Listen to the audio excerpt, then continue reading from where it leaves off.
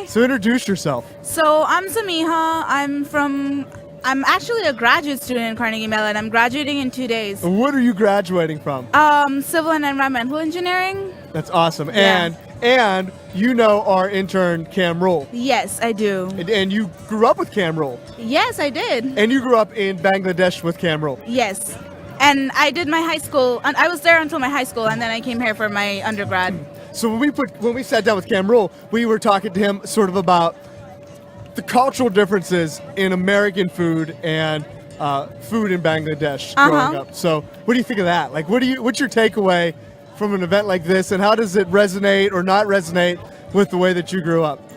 So the amazing part of this this whole like field day is that there's so many different kinds of food. It's not only like American food. So there's like quesadillas, there's pizzas, there's like I don't know smoothies. So it's like a mixture, right? Did you have little Japanese street food, like the rice with like exactly. I don't know what it was, but it's really good, right? Yeah, I have no idea what it was, but it was amazing. So it's also like a very mixed culture, which is so amazing. Back home, like I wish there was like a part of back home that could be interpreted here, because like Indian food, Bengali food is like so spicy and like rich, you know. So it's awesome, but it's the same. If you think of culturally, we also have like field days, we also have like events where it's like friends and family going around and like enjoying food and just like, you know, having a good time. So it's kind of similar in that same way. So, you know, we were talking a lot about sort of how like food's become an issue in America because we have so much of it. And that sounds weird, right? But like food has been so accessible, so affordable, and hasn't been like a problem for people. So they've taken for granted where it comes from. Like we have whole generations of kids that aren't connected to like the animal that their food comes from. Right. And they don't understand butchering, slaughtering. They understand the natural part of it, and it's a real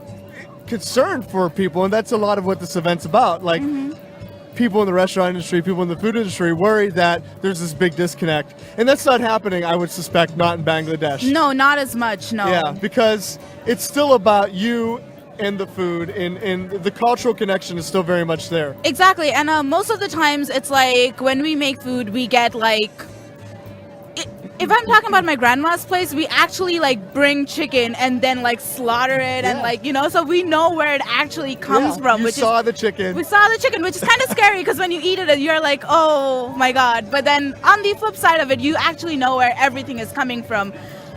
Here, it's more of like people just go to fast food and then there's just food. They don't even like cook home, you know? I guess if a lot of people like take their kids to grocery shopping and then like cook food home, there would be some sort of connection to the food and like to the kids eating it, I guess. Yeah, well, seeing that chicken, right? Like that gives you a minute to think about it and reflect on it. Like, yes. That's important because when you don't see that chicken and you just get the McNugget, right? Like the processed, that's not right. It's not natural. It's not healthy for the culture. And that's a real issue here. So, you know, in a lot of ways, I think the old world, like across the ocean and stuff, has it still right. And even in European countries, I think it's more likely to be connected to your food than it is here. And, definitely. And it's just something that we have to work on for sure. So you're graduating. I am graduating, yes, in 2 days. Now what are you going to go do? I'm going to move into like taking a master's degree from Carnegie Mellon as well. So I'm going to be in Pittsburgh for a while. Awesome. That's great. Yep. I'm not ready to leave this city yet. It's been an amazing home. So I had a close friend years ago who was a civil engineer, and she worked for DMJ M. Harris, which turned into ACOM. So I know a lot about like what you guys do. So like, where do you want to be in 10 years? Like, what do you want to be working on? I'm honestly more environmental based than civil based. So I'm more into remediation engineering sort of stuff. So if there's like a site which was used for a landfill or some sort of like some sort of a hazardous waste in that area, I look more into like cleaning that area up. My concentration's more on environmental than civil. Do you see opportunity then in your industry for like the frack water? Yes, definitely. That's one of the biggest issues that we're dealing with right now because of shale gas.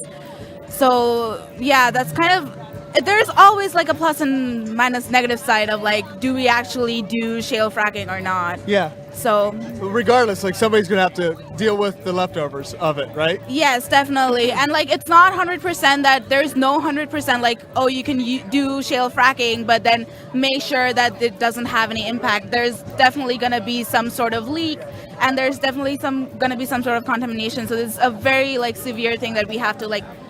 We're still trying to figure out how to deal with that.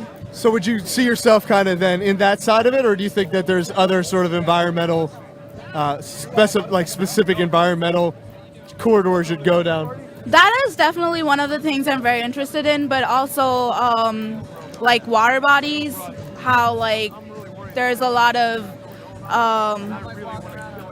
not wastewater treatment, but then they just like dump all the stuff without actually treating it, and because of that, aquatic life and water body gets like infected.